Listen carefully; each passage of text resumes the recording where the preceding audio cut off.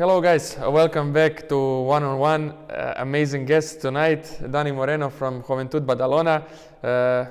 We talked last 20 minutes about statistics. Maybe some of you have now like really big heads because you're not like so much into statistics, but I really appreciate Dani's knowledge about this field, and I know just we scratched a little bit of what he knows, but I wanted to talk about it because here in Spain especially, but all over Europe and the world, people are into statistics, and they on a daily basis they invest their time and money to know more about statistics and how to apply it in sports.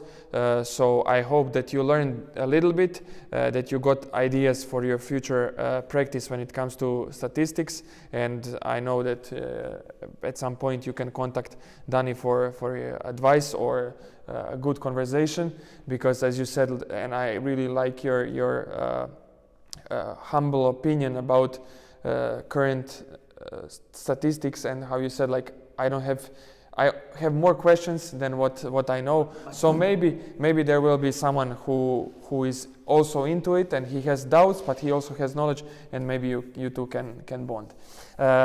Hopefully. Let's talk about now about the field of strength and conditioning, and I would like to first hear a little bit about how would you explain your coaching philosophy?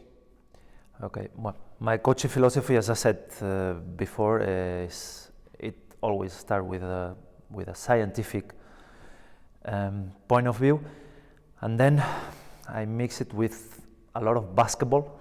I always look to the court no matter what I do, no matter if I'm thinking about squatting, whatever. I have basketball in my mind. If I don't see the relationship between anything I do and basketball, I'm not going to take it to the practice or training or whatever. And then I try to put a lot of common sense and experience into everything I do also, because for me experience is very important. As we said before, you start with some knowledge from others that could be more experts than you in some field, but this doesn't mean that it is going to work in your team or in your situation. So maybe sometimes I take just a part of the knowledge, sometimes I fully discard it, or sometimes I'll take it no matter if the effect is good or not. And one thing that you say at the end of the other part and made me think a lot is I try to balance the cost benefit when I coach. Which is the benefit I expect to obtain with all the effort I'm putting into anything we do. So I think it's something that we have to maximize, and I don't know if everybody thinks about it, because we used to have a bag with some tools. No, you have yours, I have mine. Every strength and conditioning coach has his own tools, but our tools doesn't fit to everyone. So sometimes we have to find another or learn another tools, and what I try is to use the tools that helps me a lot quick, because we used to work with short periods of time, especially if we have, like I have this year, double competition. So high cost means high benefit.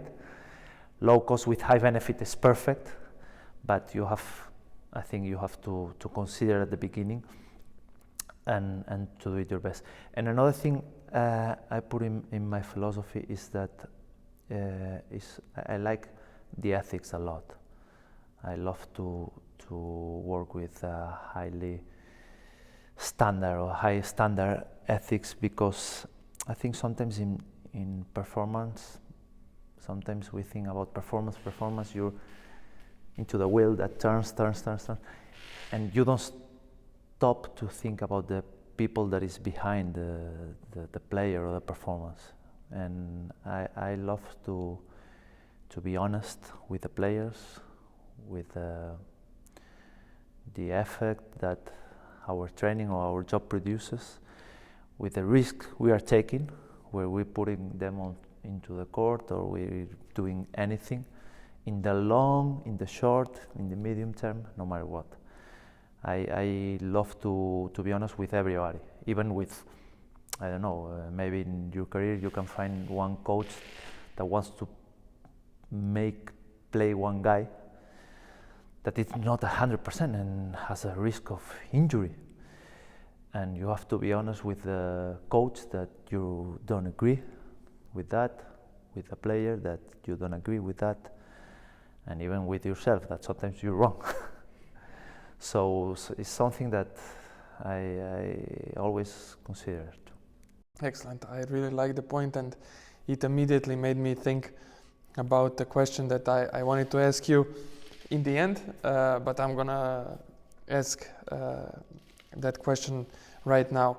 I wanted to ask you, what are the traits and qualities that one coach needs to have in order to work with elite players, especially to work for many years in one club? All of the coaches who work for many years in one club, I know that they change a lot of coaches, they change a lot of players, and for me it immediately, always smells good, because it's basically impossible that you have like very poor social skills and you are keeping that job for 10 years, because there is so few job opportunities in European basketball, and there is so many guys with great passion for it. So I wanted to ask you, for me, what you said about honesty to everyone, from the club's management to cleaning lady, how she cleans this floor, and of course to players and head coaches who we talk to most of the time and most frequent. Honesty, one super important thing. What would you add extra to being successful? It's tough to say, eh? Tough to say, because when I start being professional, I knew all the professionals from the ACB, and I've seen many different profiles, many different. But I will say maybe 3-4 things. First of all is to have a knowledge of what you're doing. In Spain we're very different, you know it. No, some we have a scientific background, some others have basics are really fundamental, some basics in training. Some they have nice social skills, I don't know, but we're very different. But I think you have to be good at training in some level, no? In basketball, in the weight room, in, I don't know, developing, I don't know what, assessing, whatever, but you have to have some skills. The other one I think is important, but I think I'm not especially good at that, or I'm not conscious at being good at that, is to have empathy with everyone around. I think I'm empathic with players because I play basketball at some level, and I feel sometimes, or I know the feelings they have, and I can deal with them. I don't know, I feel close to the players sometimes, and it's easy to me to deal with them when working. But sometimes it's more difficult with coaches or with GMs, or because if you want to be honest, sometimes it's difficult to deal with them. And the third, maybe, is to be hungry for what you do. Mm-hmm. To be hungry for what you do, no matter what you look at. To be hungry for, I don't know, for have a good relationship with your teammates, with the other guys from the staff. To be hungry to come here and record an interview with another strength and conditioning guy, to be hungry for learning from the other. I think these things can give you a successful career, but in my case, I don't know what was. And in different scenarios, you have maybe even different behaviors. In Juventud in Badalona, the young guys, they see me as something scary. When I appear in the weight room and the young guys are there, they just stop talking and they start to lift, looking at me. And with the professionals, it's different. We have I try to have a good environment there, that everybody's happy, everybody loves to work. I love to have everyone happy, especially when you don't win. That sometimes weeks are tough when you don't win, but sometimes it's different. It's just to adapt to I don't know, to where you are. But I think these are three main points that can help you. But actually, I don't know, because I've seen people with nice skills that had not been very successful, and guys that are good managers of egos. Mm-hmm. You know, sometimes as you rise in the level in sports, the egos become bigger and bigger and bigger, and they are just good managers. They have not great training skills or scientific skill or whatever, but they manage good those kind of egos, and they are good at what they do. Mm-hmm. So maybe it's just fit where you are. I don't know. I've been 10 years as professional in Juventud, and maybe I wouldn't be anywhere else that long. Mm-hmm. I don't know. Yeah, it depends. Like you can never know, like what would happen if you would work somewhere else, because you never know. Sometimes you will get fired because of new club's management, you know, and it will really not be your fault, because then the guy who comes, like completely new guy, he doesn't even want to know about you and about what you did. He's not gonna even ask anyone about opinion on how you did your job. He has his own guy who is coming tomorrow, and he's going to take your position. So basically, you never know what would happen if it was different, you know. So it's. But for me, you can be happy if you have been honest to anyone, and your job is honest. If you work hard, if you do what you want to, and you say what you want to, being respectful with everyone, but honest also with everyone. It's not easy to say to certain kind of players, hey, you're being lazy.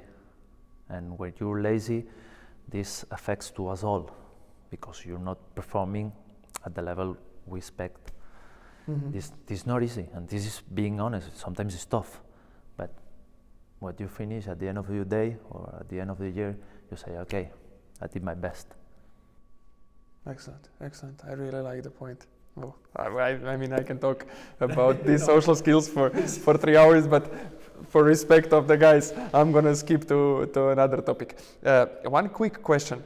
There is always debate how much strength and conditioning coaches should know about sport where they work. If I work with tennis players, do I have to know how to play tennis well? If I work with I don't know, football players, how much do I need to know about football or soccer?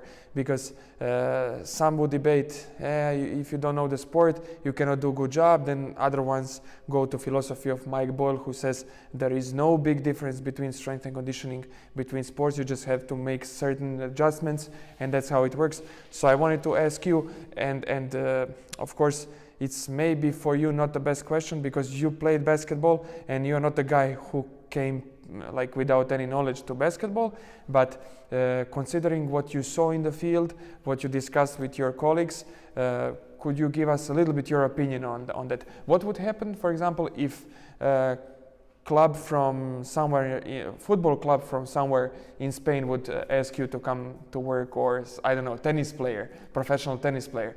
What would you say? Would you be I will worried? ask him a lot of money, for sure. That's for sure. No, and Really. I think we should be, I consider ourselves as collective specialists. And to be a specialist at the highest level, you have to be a basketball guy. That's my opinion. But I know some really good strength and conditioning coach that doesn't play basketball, doesn't coach basketball. They never did that. So they just stay in the sport for many years. They learn from it, and maybe they are better than me. Some of them, some of the best in the best teams, you know. But for me, for be my best, as I see myself, you have to be a basketball guy. But I know what everything that I talk about this come to my mind. Michael Boyle, Franz Boas, all those guys know that they say exactly that you say. 80% is the same, and you make little adjustments. Okay, maybe, but for me, those little adjustments, they are not that little. So are the big difference. So maybe you can do my 20% little adjustments, but not as good as I do my 20% little adjustments, so you're worse than me. I don't know. But if I was a GM from a hockey club, I'd rather prefer a hockey guy than a basketball guy. Who knows how to skate? Everything, every single detail. I don't know. The other day, we were talking about one of our physios last year. We had one guy with a finger injury, and we had to make him orthos. You know, you have all like a piece of like a plastic piece, no, and you hit it, and you put it. And I told him how should be to fit the best his hand and to let him pass and shoot.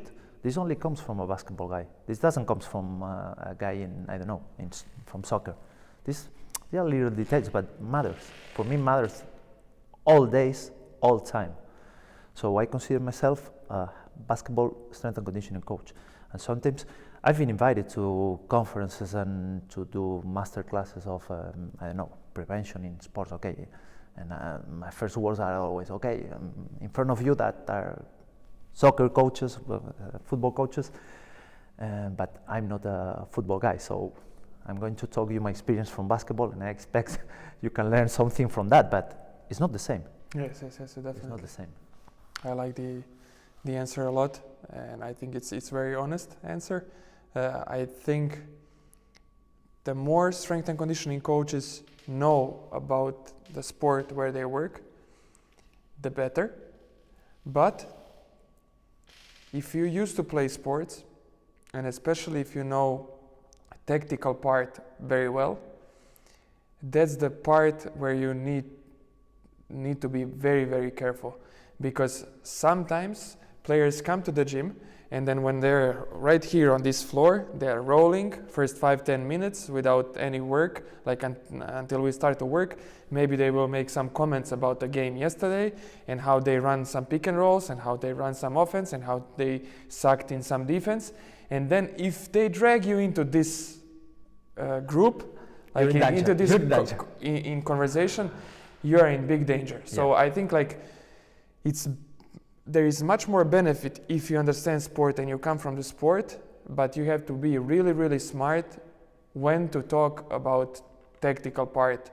Of technical part, you can even talk, especially if you're a strength coach who connects technical work in the gym with technical work on the court. If you use coaching cues very often, lifting trap bar deadlift, and you say, imagine going for a dunk under the rim, and you constantly give some kind of cues like that, then okay, sometimes on the court, when you are next to the court in the practice or even on the game, you can say, hey, position yourself like that so you can score easier layup or you can score and one. You can go there. That's technical part of basketball. If coach allows you to go there. Yes, exactly. That's another point that you need to feel with the head coach. But when it comes to direct connection with players, about tactical part, that's the part where. But for me, there's another. It's like two sides of the coin. There's another side that I used to go to the technical speech, to the scouting, and I take all the information. And sometimes you can be a support for coaches, because sometimes players can come to you to ask you, I completely forgot what they do, and I don't know what they explain me, or this guy is a good shooter or not, or is good at free throws or not, and you can repeat their message. Just repeat it. And sometimes it happens to me a lot when I'm alone with the players. Those situations comes always and always and always. But for me, you just have to be smart and support the coach's job. If you do that, you'll have no problems. And if you get involved in that kind of discussions, you have to tell them, hey, it's okay, maybe what the coach told you, you don't agree what the coach told you in that kind of defense, but you didn't exactly the way he asked you to do. No, you weren't, I don't know, you weren't as high as he asked you to be, or you weren't as aggressive as he wants you to be, or whatever. So you can support coach's job also, but you have to get the info. And to get the info, you have to know the language, and you have to know the situation. And on the court, I also used to work with players on the court, with skills, and also with conditioning. I do both things. No, I'm basketball coach in summertime. I love it, and this kind of language also helps to you to make them what you want to do here on the weight room. No, is what you said. Okay, why we are doing, I don't know, hip thrust? Okay, because we're you doing stops and go, we're developing longitudinal power, and we're doing stops and go, you'll be much faster. Okay, I get it. I'm going to do it. But you have to know what they are doing, and to have this kind of knowledge only comes from being a basketball guy. Sometimes you can be a basketball guy even if you don't play, but it's easier if you've been involved in basketball your whole career. It's much easier. Excellent. Okay, let's go to another topic related to our field, and I would like to hear your opinion about conditioning. If we talk in the terminology of your PhD, it's cardiovascular performance, and we're going to talk also about neuromuscular performance and training, but let's move a little bit to cardiovascular performance, conditioning during off-season, pre-season, in-season. How do you see it, and how do you organize it? Difficult. Cardiovascular performance here, especially in Spain, was, I think, the first thing we add to the basketball training. We add cardiovascular training. We start to, when nobody had a strength and conditioning coach, we start to make the players run, because we check that when they were able to run more or to get less fatigue during the game, they perform better. But then I think with the American influence, especially on the papers and all the knowledge that comes from there, we forget it. We fully forget it. And it's one of the basics. To have a good cardiovascular system, a good cardiovascular performance is one of the basics. You don't have to perform at the level of, I don't know, of Kipchoge. It's obvious, nobody does, but you don't have to be that kind of guy, but you have to perform at some level, especially right now that, especially the guys, when I started to study the profiles, I was very interested in the profiles of the players, no? What the centers do, what the point guards do. At the beginning, they were very different. Centers run a lot, do a lot of movements, and the point guards and the centers, they basically run from hoop to hoop, and just maybe they play sometimes low post, but they didn't produce so much movement. Right now, they run, they go up, down, they go to the peak, go down, they do flat defenses, they go with the point guard, sometimes even with to the sideline. They do a lot, and this is more balanced. So they also have to run. This kind of big guys that they are just big, sometimes fat and strong, it doesn't exist anymore. They actually don't play. Right now, our fives in EuroLeague mainly, but also in NBA and the mostly of the best leagues in Europe are athletic players. So there's something we have to work with them.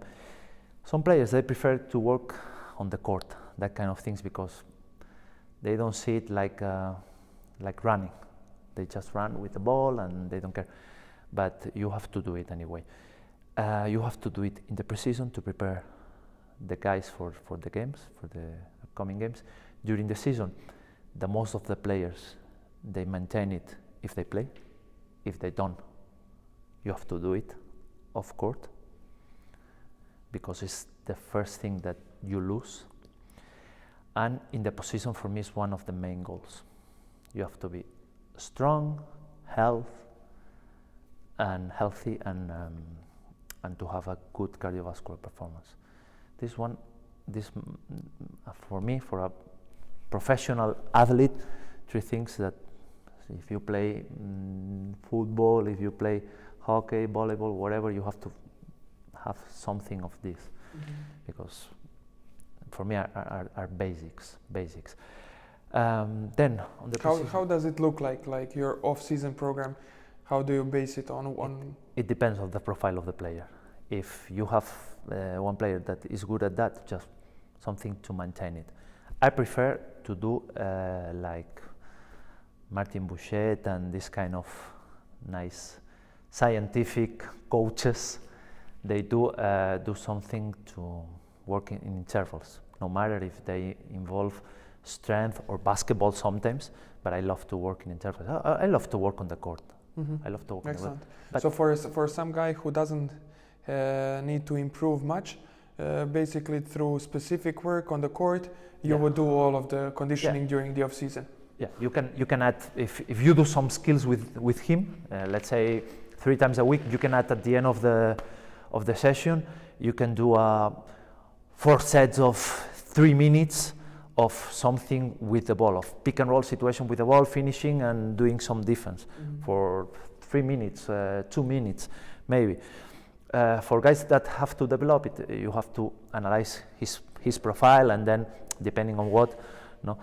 But or maybe you can go to the track and just run, do 4 sets of 400 meters or 4 sets of 1 kilometer, or it doesn't matter. It's good. It's a good workout. To go back to the basics, some people see the basics as something that to stay away from, and they help us for years, and they still help us. Our players can benefit. They are not runners. Any player in ACB can benefit from a 4 times 4 minutes of run with 2-3 minutes rest for day. For sure, they will improve. For sure, all of them. So it depends on your player. It depends on your feelings with the player, and depends on how you feel more comfortable as a coach to work with. I feel more comfortable to work on the court, but sometimes I used to do some CrossFit. Now CrossFit is very trendy, so I do some CrossFit workouts with them. CrossFit is also a high intensity interval workout, so I take some parts from it, or some workouts from it, and I apply it to basketball. I change some things for sure. I don't make the players to do, some things with the rings, because there are no sense, but some things can be implemented in basketball, and they improve your cardiovascular performance for sure. And the most difficult part for me is preseason, because you have to deal with the coach. Sometimes the coach gives you room to work, sometimes don't. Sometimes you work, but you don't know what the coach is going to do on the court, because he's like, okay, you do your job, you have 1 hour, and I do mine, and I will see what I'm going to do. And then you can't go all out with the players if you don't know what's coming, or if the coach goes hard from first day. You can't go all out. So, or sometimes you can plan with him. Okay, let's do. What you going to do? I love to work. I know 1-on-1 or 3-on-3. Okay, let's make this kind of work with no rest or with specific rest, or let's add more players or less players to the practice, just to accomplish some kind of organization that give us time to work and rest. Mm-hmm. Have you ever done pre-season by not going out and running outside? Have you ever done pre-season exclusively on the court? Yeah, last 5 years. 5 years. Yeah, but I don't feel better or worse with that. It's just. I just wanted to ask because I believe that during the pre-season you can go out. I don't have anything against it, but I think for everything what you need to do with elite players who are already coming in a decent or very good shape, I think there is no need to go back to basics in order to improve something, because especially because to be sure we can run some tests. I also like Martin's 30-15 intermittent fitness test, and for me threshold is 18.5. If you run 18.5 or more, you're in like you're okay. decent shape that and I just want to see like how different the players are. If like we have so many guys at I don't know level 19.5 and then many guys around 18, so it means that we are pretty different. If everyone runs more or less 18.5, 19, that means that we are good and we can practice more or less in a similar way. And then if we have 1 or 2 guys who are like completely bad, for example running 17, we can do something extra with them. But for me the starting point is pretty clear. You run 1 test, and then if there is no big problems, you can do everything on the court. If coach has desires to go out and you want to do it because you believe that it's also important to leave the training facility to stay on the sun because it's like end of summer and so on. For example, this year I had chance to go 3 times outside in the first 2 weeks, and we had pre-season of 4.5 weeks because of the rules of EuroLeague teams. And I've decided to go outside, but what we did, we went to sand court of volleyball, and we did like some light work regarding like prevention, more like ankle stuff, knee stuff, proprioception, balance, and so on. And then in the end, we did a little bit of like change of direction, agility work, also more like preventive rather than developing something. And then 1 workout we did some shuttle runs, 1 team against other team for fun, and one time we did a little bit of continuous work in order to get like some kind of like aerobic work together with some balance and proprioception stuff. So basically what I wanted to take from this conversation is to support all of the strength and conditioning coaches who believe that through specific work on the court, it can be specific work with the ball, it can be competitive by playing 2-on-2, 3-on-3, 5-on-5, 5-on-4, doesn't matter what kind of games. And I think job can be very well done. Like there is no doubt about it. For me, there's one problem because you always start with new players that you don't know, and probably none of the ACB coaches will start with a team in shape. So we start with different shapes, and we have to. And for me, this is a problem, and that's why. I would go back to the basics, but as I said, for me the basics are for summertime. And but I love to go sometimes outside, but not for doing something specific, just for having fun, for being in a better temperature, because sometimes in Badalona summer is hot, and I love to go to the beach. We go to the beach twice, 3 times during the preseason, just to do that, try to develop power over there and do a lot of proprioception, no impact workouts. The first power workouts, we'll do it there. We'll do it there because you can do drop jumps with different impact. You can start to sprint, to run with no impact. But it depends. It depends on the coach. It depends on you, how you feel more comfortable. If you're not a basketball guy, you're not going to work comfortably in the basketball court. So you probably, if you come from athletics or track and field, you're going to work to the track. It's normal for me, and probably you're going to do a great job. But I feel more comfortable on the court. Excellent. I like the point. And then you also, if you have like completely new team, maybe you will not go out because maybe you have risk by not knowing the guys. If you know them well, you can go wherever you feel like because you trust them, they trust you, and you will be better in organizing stuff if you go to the beach, if you go to the mountains. So I understand. I really like. And we also have nice stairs. You can ask my players. We have nice stairs to go up and down. So everything in the gym. Everything you have there. Excellent. And then the last question about cardiovascular performance conditioning. What are the main rules or principles of conditioning during the season? From a cardiovascular point of view, this is difficult. First is to know the profile of every player, because it's difficult to test just with a heart rate band to know their profile. But we've been monitoring them for the last 5-6 seasons, every single practice, and we know almost their cardiovascular performance of all of them playing. So we can infer some things and we can know some things from them, and then we can work with them. But the first for me is just start with every player and know which is his profile, how he recovers. From my PhD, one of the knowledge I got was that in a timeout you should be fully recovered from a cardiovascular point.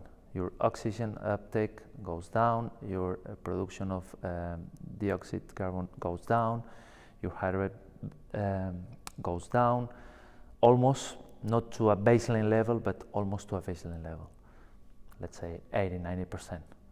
So when I see that this doesn't happen in a practice, it's a red alert with one guy. If I see a guy that has a high profile, so a guy that performs at over even 90% of his heart rate, his maximum heart rate, but he recovers pretty fast and he gets active pretty fast, he probably has a high profile, so it doesn't matter. It's just to know that and to have everyone's profile. And after that, we try to work with him at the end of the preseason. But since my first years, I think the most of the guys, they work in summertime, and this makes a difference. This made a difference. At the beginning, everybody came to work with nothing. They came from scratch. So they came from being on the couch, drinking beers and watching TV, and you had to do all the stuff. Right now, you can do, as you said, a test. I hate to do a test my first week or first 2 weeks, because I always said that they are non-trustable tests, because some players, they came from nothing and they change like really quick, and it's not your job, it's just they're not doing something. But as time goes on, the people more often works and prepares his preseason. They don't come from nothing, and you can do different approaches to this kind of work. You sometimes can advance it, this kind of work, you can advance the test, especially if you know the players. If you know, I don't know, let's say 80% of the players, if you have 10 of 12 the same player of the last season's roster, maybe, why not? You know them, you have conversation with them during summertime, probably they tell you what they have been doing, so why not? Really nice, really nice. I like the points. Let's skip from cardiovascular performance to neuromuscular performance, and also like we can talk a little bit about fatigue. How do you approach neuromuscular performance development? What are the main concerns for new players, for players that you already worked with for many years? Give us some thoughts about it. No, this is new to me.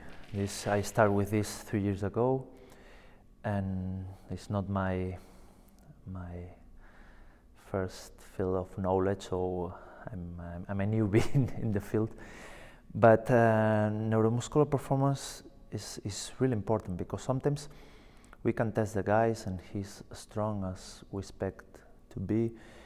I don't know, we put him in a treadmill and he performs but he's not performing on the core as we supposed. And sometimes it's because of the trips, of a congested schedule of games. You know, when you play in EuroLeague 2 games in the same week, wow. We love when we play a EuroLeague team and they have 2 games in that week. Luckily, they have 2 games in 1 week. We love it because you're tired. And sometimes you can't see it from the tests we used to do. You just can see it with tests that are very sensitive to that. And neuromuscular tests are very sensitive to that. And I start to study that and to do a full season study of that and single case to know every player's profile, what happened, how much we won when they were good, how much we won when they were bad, how much we won when our players were good, how much we won when our players were bad. And we're ready to publish that. We're reading a nice paper. Yeah, it's not coming soon, but it's coming. It's coming. But it's something we have to delve into it, and there's a lot of things.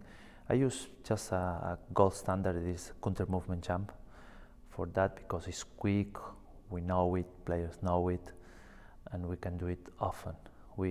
I also did it the last 2 seasons during the pre-season game. We used to make the players jump every time they go to the bench.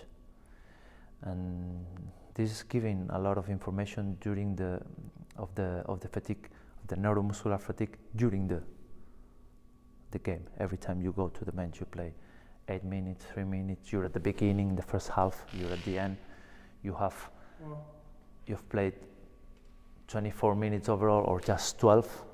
And how is your drop in performance? Or maybe sometimes you jump more. Sometimes you potentiate it. So what happened here?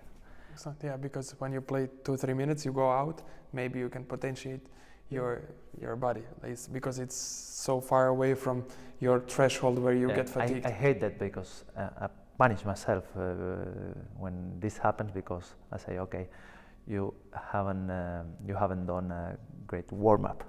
Just good, not great. Because we should put the guys on the court already potentiated. So, but this sometimes happens with some players, even when they do everything.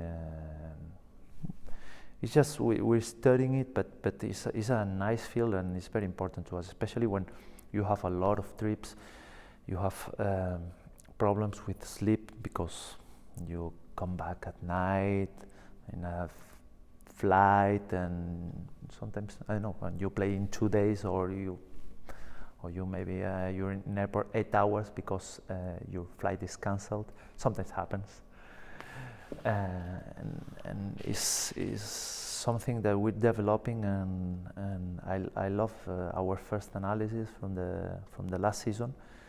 I love them, and and I'm still using it. Is something that, and I haven't seen a lot of works in basketball about that. I've seen maybe some 3-4 trials during the year, how are our players jumping or whatever. But since my first lectures of yo-yo, yo-yo test, I don't use it the 30-15. I use the yo-yo, but it's pretty much the same. But one thing that attract my attention is that they didn't find many changes in the basics during the season, in the players that play or not, on the best players compared to the worst players. They didn't see much difference in VO2 max or strength, but they found little difference in yo-yo.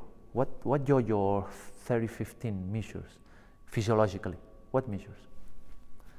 Nobody knows. It's just a mix of everything. Yes, because you have to turn, neuromuscular performance plays a big role. And so it's like huge mix of... Yeah, and even more. Maybe you and me, we perform the same, but you perform more anaerobically, or from I don't know, maybe you're more reactive, and when you turn, you're more effective, and maybe I'm more, aerobic, and I don't fatigue as soon as the other guys. But we perform the same, but from different point of view. And the neuromuscular approach also helped me a lot with everything we do to get knowledge and also to plan. It helped me a lot to plan with the coach where we are going, where we want to be.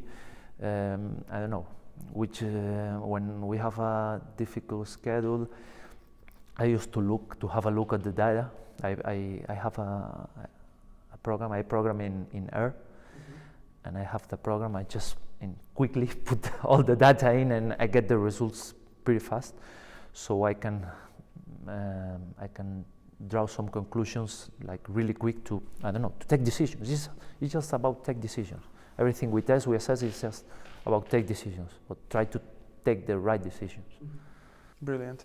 I spoke with one of my friends from Argentina the other day, and he's trying to make a little research on connection between counter movement jumps and then and fatigue, monitoring fatigue in basketball. And we talked about the protocol.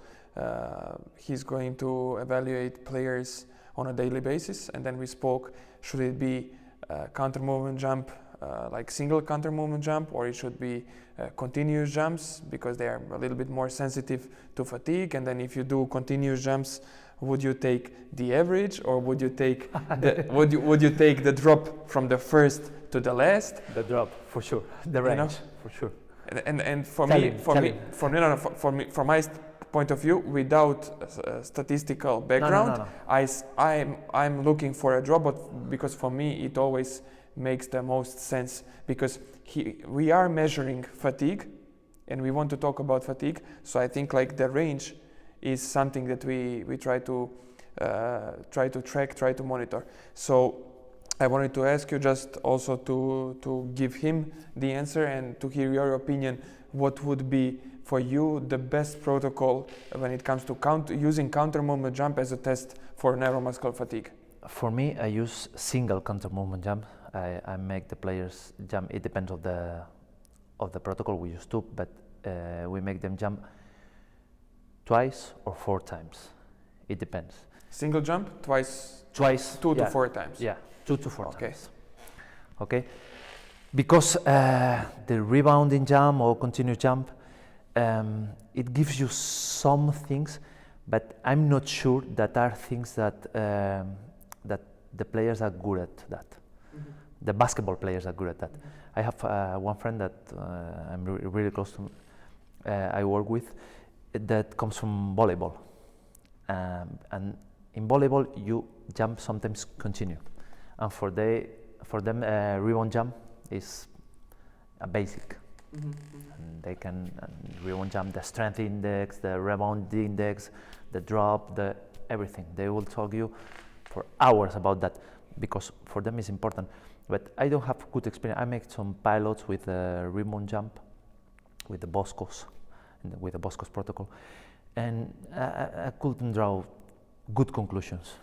But it's the same as maybe your friend in Argentina in his, I don't know, or maybe with another protocol similar but not the same. Maybe he can take, I don't know, some information or draw some conclusions from it. But I will take single jumps. Single, but I like it. It's different. It's not the same.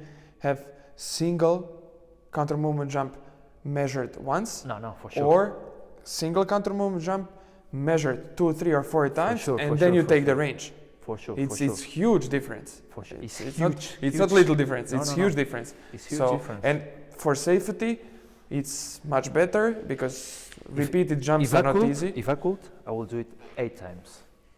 Oh yeah, of course. And exactly 8 because our data says 8 is the best number, but you're not going to test 8 times, even if it's a jump that is quick, a professional player every week or every... Even 4 sounds... No, sounds bad, something sounds bad. Even 4 sounds a lot. Yeah. 2 as a minimum, but as you say, 2 to 4, it's perfect, considering statistical analysis and strong statistical analysis, and on the other hand, if you practicality. If you have at the beginning, when the guys came in at the beginning of the season, you can have a 4 or 6 jumps to establish the baseline range. No, let's say the base range. No, not because it's not a line, base range. And then you just have 2 every time. You know if these 2 they fit in that range, or they are over or under or whatever. So you have a good base to work with, and you just test them a lot, just once. Maybe you can do it twice, maybe after Copa del Rey or in a FIBA windows, if you have the chance to have a rest. Maybe you can do it twice. I don't know, or maybe you can get some information from last year, from guys that you worked with last year, and get some information from them. But for me, it's a single jump to be. It's a gold standard. The counter movement with neuromuscular fatigue is gold standard, and so I took it. But maybe, I don't know, you tried another protocol, and I don't know. I actually don't know. I tried it, but the drops in basketball are huge. Drops in rebound jump, in 60 seconds rebound jump, the drops are huge in basketball. Yeah, and it's the protocol is too demanding. And it's not the kind of jump we used to do. Sometimes, yes, for sure, but it's not the kind of. We jump less, and we jump with more preparation. So we used to do a counter movement jumps, even with 1 step or 2 steps or more, or in after running with just one foot. But I think counter movement fits to basketball pretty good. Excellent. Okay, to talk a little bit about what I said and mentioned at the beginning about tendinopathy, a hot topic for you, hot topic for all of us every season, and I would like to hear what is your main focus when it comes to prehab, rehab of tendinopathies, and how do you approach it, how do you deal with it, and what are the suggestions, practical suggestions for our guys? I can be talking for hours, but I will resume it quick. First is nutrition of tendon. We know in the last 10 years we develop a lot of knowledge. When I say we, it's not me, it's the world, about tendons. Right now, last month it appears a nice paper telling us that protein synthesis is even higher in tendons and cartilage than in muscle, which 10 years ago was will be something incredible. So you know that 70 years old guy or man tendon, not injury tendon, non-pathologic tendon, is the same that a 17 years old guy tendon. So okay, you get older, but tendons should be histological the same. Okay, you know that. You know that how the tendons react to load, mechanotransduction, okay, another mechanism. You know that their cells are connected, how is collagen, how collagen fits into the cells in the tendon. You know how the tendon create crosslinks between all collagen fibers and how they become stiff, so better performance, but more likely to get injured. You know that sugar helps you to create more crosslinks, so sugar is not good for tendinopathies. You know that collagen could be supplemented, not in expensive powder, but gelatin, easy gelatin. You know that this helps. You know that this can be enhanced by taking whey protein, isolate whey protein, and nice chocolate, which I love it. I love to take chocolate. So we know that. So we recommend our players to supplement the cartilage, not only the tendons, the cartilage, also with 15 grams of collagen before the practices. Gelatin, basically gelatin, that kind of nice gelatin that you have in cups, prepared on the grocery, with nice flavors as strawberry. Most of the people doesn't know it, but the gelatin is made from animal tissue, cows and porks mainly, but mainly cows. So it's their collagen that we take, and this is from a nutrition standpoint. Then the load is big issue with the tendon, because the tendon doesn't react as muscles to load. We know that the tendon just adapt to load for 10 minutes, not more. Everything else is overload the tendon. Some people handles it, some not. And when you are having a tendinopathy problem, you have to decrease the load. But if your load is zero, is not good either. So you have to find the right balance, but the right balance is individual. So you can be searching for 6 months and you cannot find optimal load, even though coach gives you time to control. So we start always by 50%, and from the 50% we go up or down. Just we start easy like that. No, it's a heuristic, but it works to us. We start by the 50% specific load. So you have to skip decelerations and landings from jumping. Jump is okay, but land is bad. Then you know how you can create a better tendon. You can create a better tendon in two ways. First way is to create a more compliant, less stiff tendon with slow movements. Easy like that. Easy like that. So you have to create no matter which load, no matter which range of motion, but slow motion exercises, leg extension, squats, whatever. The better, the one fits most to the player, the one the player makes with no pain, he feels comfortable with it, is okay with that. Then the second is when you are healthy, but you know that the guy is in risk of developing another tendinopathy, or he comes new to the team and he tells you, okay, I used to, and you develop a program for him, is to create a better tendon.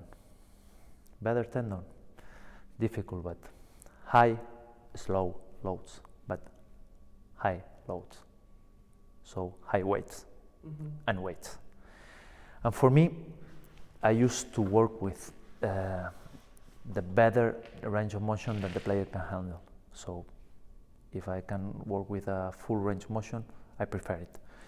Okay, but if not, you can't do a full squat, do a half. If not, a quarter squat, but squat.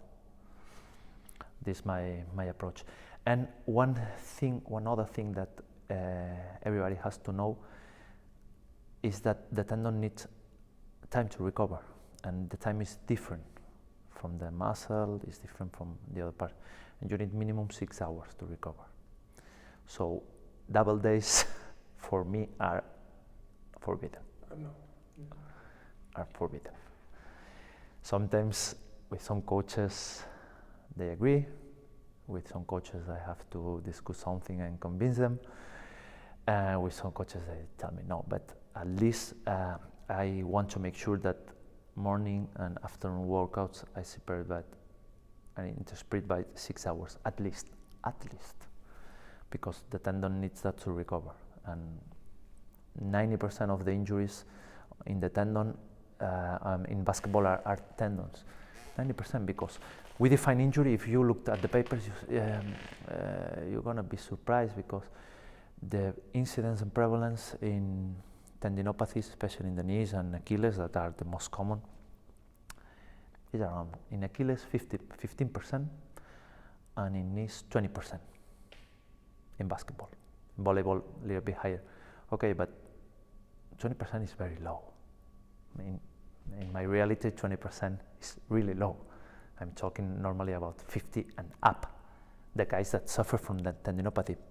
But then you delve into the paper, and you look how they define injury. They define injury as time off the court. And sometimes you have the guys injured with tendinopathy playing. You probably tomorrow will have guys with tendinopathy playing, me too, and everybody will have it, will have them. So if we consider them injured, maybe the prevalence is above 50%. Yes. In all the teams. I would say, like, now when you say, like, from last 2 seasons, statistics from our club, maybe 1 in 5 guys who has tendinopathy as a medical case, he will not play, and the other 4 guys will continue to play. So because you do, that's from my experience, not like you do things to make them play, to make them keep playing, because you know that you're not going to solve that, take him out of the practices of the game. But some cases are difficult, and you have to stop them and restart with them. But tendinopathies are difficult, are very challenging, and every case is really, really, really, really different for me. And I love to work with tendinopathies because this is challenging. They make me think a lot. They make me. But right now I have a nice framework to work with, and with that framework I go to the player and I say, okay, what fits to that situation, what doesn't fit, what can we do to to design the best way to keep you better, or have you better back on the court as soon as possible. And this is a really nice topic to me, but and what gets me mad as hell is to find people that tells that they solve tendinopathies. This really drives me crazy, because I know nobody that solves that, and it's a problem that is in every sport, and even in sports that they didn't have a high incidence in tendinopathies, such as football, soccer. Tendinopathies are growing up because the sport is becoming more intense. For us, it's a problem that we had because we jump a lot, and we're having right now problems because our basketball game is also more intense, and we have more, maybe hamstring problems that 10 years ago there are barely, few players that had hamstring injuries. Right now every team has 2-3 per year right now, because the game is more intense. But tendinopathies in basketball, and all we do is manage load, do good conditioning, rehab or prehab, workout, slow and heavy if you want to improve. I don't trust a lot in eccentrics. I've worked with them and I don't trust a lot, but I have good feeling with inverse Nordic. I don't know if you try it, but the last month or 2 months ago it appeared a nice paper with inverse Nordic, just that someone that think, okay, we're going forward for hamstrings, let's try to go back and see what happens with the knee tendon, with the patella tendon, and could be nice. What about isometric holds? Or maximal isometric contractions? It depends. I have bad feelings or bad experience with the seat hold on the wall, but good experience with another exercise, more, let's say, analytic, more like leg extension holding in isometric, because the isometrics, there's a debate right now if the isometrics helps, especially with pain or not. But they work nice to us, so I always put them into the player's algorithm, because I make an algorithm to every player for their tendinopathies, and I put them always. If they have pain at some point after practices, do isometrics at the end, and the most of them, they feel better after doing it. So I tell them, this is not going to solve your collagen disposition, your cross-sectional area, or whatever we want to solve with your training, but it makes you feel better at the end of the practice. So, and they do it. They do it because they feel better with that. But you have to do everything else around. Excellent, excellent, excellent. I really like what we covered in the main part, and how you answered this last question was like from the very first sentence, you were straight to the point with effects that can help with tendinopathy, starting from nutrition, as you said, all the way to some practical suggestions when it comes to exercise selection. So I really appreciate it. I know that we can talk about it much longer, and I would like to hear a little bit more, but we still have the last part to cover, so let's take a short break and then wrap it up in the third part. Okay guys, stay tuned, we are coming back very soon for the last part, and let's enjoy what is left. Hello guys, welcome back to the episode with Dani Moreno from Juventud Badalona.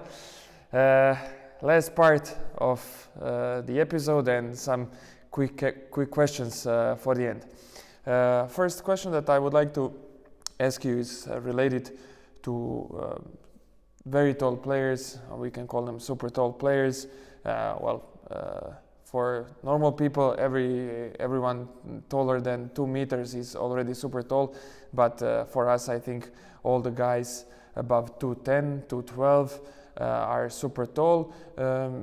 It's not the case that every year we have guys 212, 215, 217, but every 2-3 seasons we work with super tall players. So I wanted to ask you, how do you handle work with those guys, and what are the adjustments that you make in your work? It's difficult because there are not many 7-footers on the world. And as you said, every guy above 2 meters, almost they are outliers. So you can't have a lot of information from papers or from. They are different, obvious. First thing I used to do is control their weight and their fat mass. Mm-hmm. So I want them fit, let's say fit, because any extra weight they have to carry, it used to be dangerous.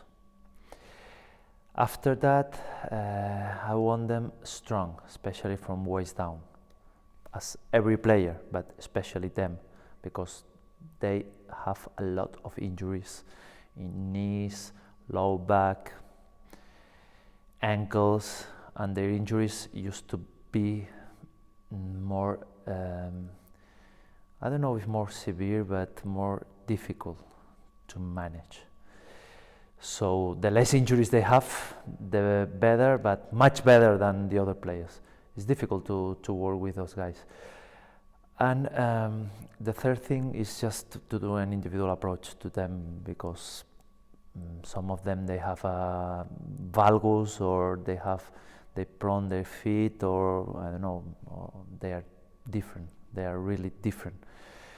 And sometimes they have problems because they grew up, like in 1 year, they grew up exponentially, and they start to have problems from nothing. They were just tall in one moment of their life, and they become super tall in 1 year.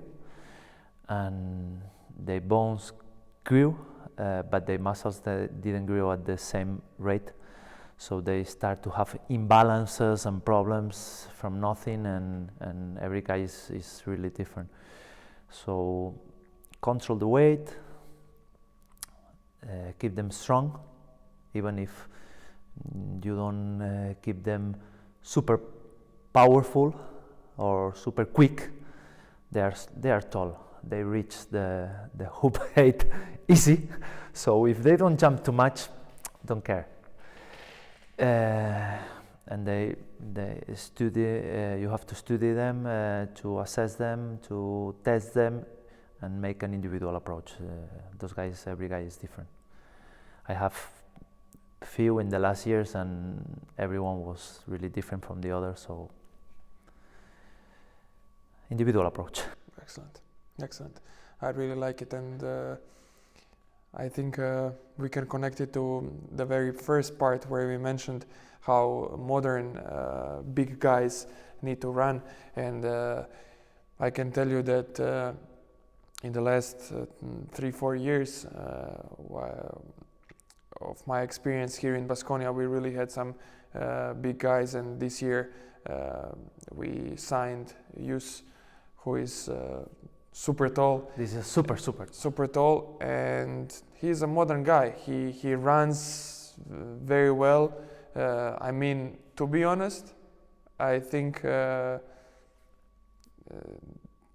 we can easily compare his running skills with some guards and forwards, and we can find easily forwards or power forwards who run much worse. And it was the case also with Vince that we had last year, and now I'm very happy for him. He's in Boston. He also ran well because he's from France. He used to play soccer, and his skills are pretty good developed. You know, he's very coordinated guy. Yus as well. Iliman Diop also runs very well. So as you say, modern basketball demands that you have like good running mechanics, good running skills, because it's not just like running from rim to rim, get so close to the basket and you will move in a range of 1 meter. It's more like, as you said, like move lateral, make good fakes, and more mismatches, more and more. Exactly. The coaches demand more and more mismatches they ask to the player, and they need to do nice slides, to go forward, backwards, quick, because sometimes small players are highly skilled, and they go inside, even if they're short, they go inside easy and they do easy layups. And if you have a big guy, he has to ensure that they don't do easy layups. But as you said, Poirier is very different from Fall. They are different. They are tall, both of them, they are tall, but one looks like more strong, more athletic. The other one looks skinny, and you have to probably make different approaches because they are different. They are tall, but you don't have the weight problem probably in that case, but in many, because sometimes for them sometimes it's difficult to move with all those arms and legs, long legs. It's difficult to move, and they become slow, and sometimes they become fat or heavy. Not fat, heavy. Let's say heavy, and you have to deal also with that. So individual approach. Excellent, I like it. So one question that I really like to ask many of my guests, I don't want to ask it every time, but I like it. How do you see, or where do you see our field in the next 5-10 years? Our field in the next 5-10 years, I don't know. We're working with with Association of Strength and Conditioning Coaches, Spanish Association, to become more, I don't know if important, I don't know to say important, but to become more recognized. I love to have more recognition, to be more in our, to be more positions in basketball, not only as a strength and conditioning coach, also as rehabilitator, as a sports scientist, at head of performance. At there are many things to do and many jobs to cover, and I'm the only one that covers it all. I have now an assistant in Juventud that is doing her PhD with us and is helping me a lot, but 10 years ago here you only have one guy, now you are two of you, and well, I think the basketball world is looking at us, recognizing that we are doing a great job, and recognizing also that there are many things to do, and that one guy that is not able to cover it all. It's a matter of time. It's not only a matter of knowledge or skills. It's just a matter of time and human resources, and I expect to be in a strength and conditioning team. Let's say that. To be in a strength and conditioning team inside of one staff, inside of one team. I'll be happy with that, or at least that you'll be in one and you'll be happy. If I'm still alone, that the basketball look at us as guys that can bring value. That can bring many values, and they need us. Excellent. As a 33-year-old guy now, let's say 33 is okay. What would you say to 23-year-old Dani? You'll be lucky. Just that. As I said, when I was 16, all I want to be is strength and conditioning coach in basketball, and to do it at Juventud. So I'm the luckiest guy in the world.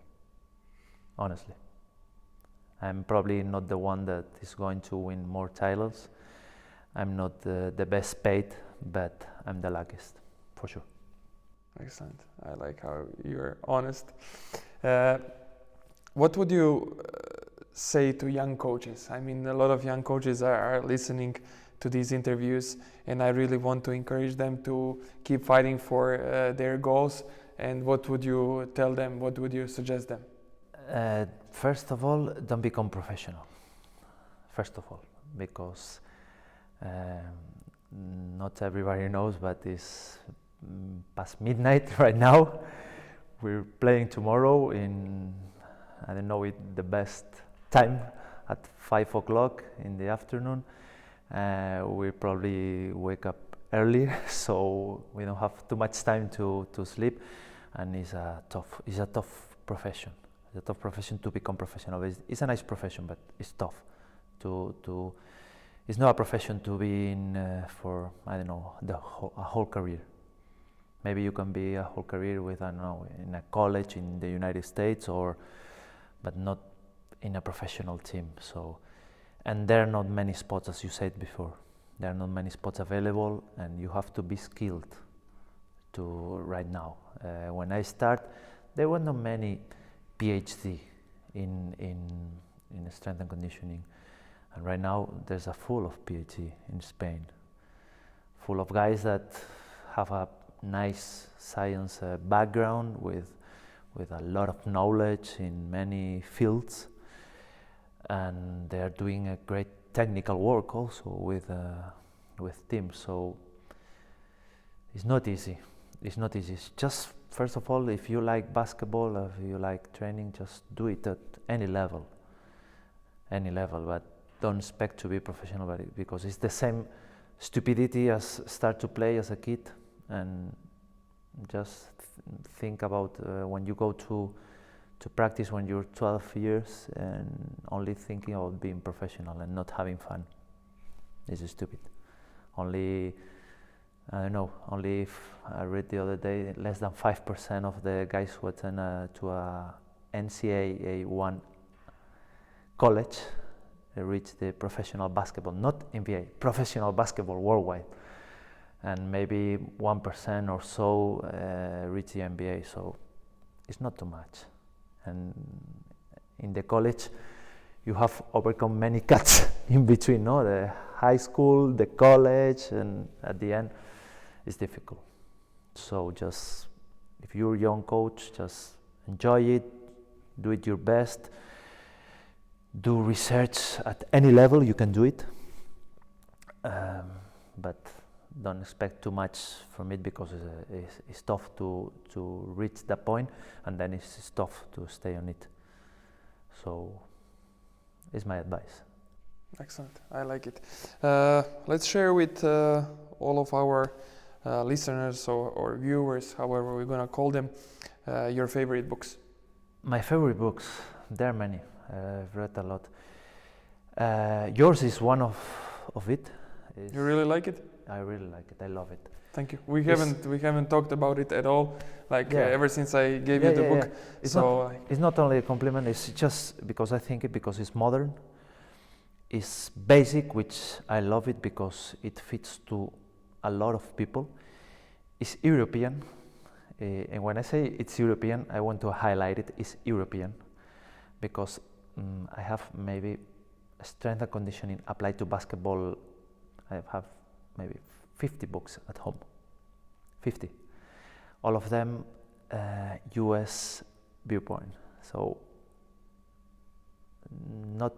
it's not our way to train, our way to practice, our way to deal with. And the most of them are traditional, are easy. It's not you see one, you see all, but if you read few of them, you read all of them. So yours is really nice, and we need that kind of books. We need that kind of books, and we need books from people that, as one of my favorite authors say, that they have skin in the game, that people who's doing the job on the field, not guys who maybe stay 1 year here and they then stay in the university or whatever, and they have time to read and to write books, and they say, okay, I'm going to write a book about what I did or what, I don't know, no, or what I do with amateurs, no. It's from one guy that is with professionals, and is putting his job or his knowledge from the field on a paper, and for me has a high value. And there are many other, I don't know, I love also the high intensity interval training from Martin Bouchet, and this a very nice one. I love also the strength work from Mladen Jovanovic. I love him. He's my alter ego, let's say, my alter ego. I love his kind of see things. He has a nice scientific background also, but also he has a nice experience on the court, and his thoughts that he has common sense, and I love to apply things from other fields. I love to apply things from philosophy, as Taleb, as other guys, and I don't know, maybe some statistics books, but I don't know to get people bored with worrying with the statistics, but I love to work a lot, to read a lot with the statistics, with uncertainty, with this a lot of what happens to us every day, because we know that our best players scores an average 26, but what you are expecting tomorrow from your best player, you know how to answer. You're expecting You don't know, but maybe you will say a number or something, but you don't know what is going to happen. Maybe more, maybe less, and for me it's the same. And to deal with uncertainty in sport is something new. It's not new, but it's something that we start to deal with, and we try to measure and work with it. So I like also to read about it and work with it. Also with, I don't know, econometrics applied to sports. So many topics, many fields you're trying to cover. Yeah, it's something, I don't know, something you read something and something come to your head and wow, this will fit into my world, into my, it's not from your world, it's, I don't know, it's from, I don't know. Completely different world, but it has so much impact. I like, that's what I realized about you. I understood basically how you work, and I understood your philosophy of work pretty easy from the presentation last year at the conference, because I could see that you blended so many fields into one presentation to talk about our field, and then I immediately knew like how you breathe and how you try to live your life and how you like to work in your life. So I will ask you the last question exactly about your life and work and about the motivation. I would like to know what keeps you motivated to work as a professional in strength and conditioning, and we spoke about that it's pretty hard, and of course what keeps you motivated to live this kind of life. Motivation is sometimes hard to find, because when you start to lose, it's hard to find. Winning is the first motivation you have, not you, everyone around you. Sometimes you're not happy with your work, or you're having many injuries, or you're not getting the best of your players, but you win, and you keep winning. And everybody's happy, and this makes you happy. You go with the flow. But for me, my main motivation is we work with people, with persons. And I see the player as a person. When I work with one player and he thanks me for my work or for what I've done for him, or sometimes players that work with me call me and ask me, can you tell me what we did for this problem, because it helped me a lot and I'm having the same problem. Or I have one ex-player that right now it comments the games, and he still reminds me that my preventive work for his lower back, that was problematic at the time, is helping him a lot with his kid, because he has a son and he goes with him all around. And he told me, oh, I'm doing a lot your exercises, and this kind of feedbacks, because playing is grateful to you because you help them. This what motivates me. This is what makes me still stay here. Mm-hmm. Sometimes when the coaches tell you, okay, you did a good job or you helped me, but this doesn't happen very often, to be honest. I know it happens to you, but not to me. Sometimes your club has nice words to you, but it doesn't happen very often neither. So the most of the nice words come from the players, from the people you help. Actually, you work with the players. You help the coach, you assist the coach, you help the club. You work for the club, but the club hire you work for him actually, but your object is the player, and he's a person, and when he's grateful he says thank you, and it's an honest thank. You say okay, everything I do, all the time I spend at home reading papers to see the light at the end of the tunnel with one problem, okay, it worth the time. It worth. Excellent. Thanks a lot, man. Thanks a lot for your time.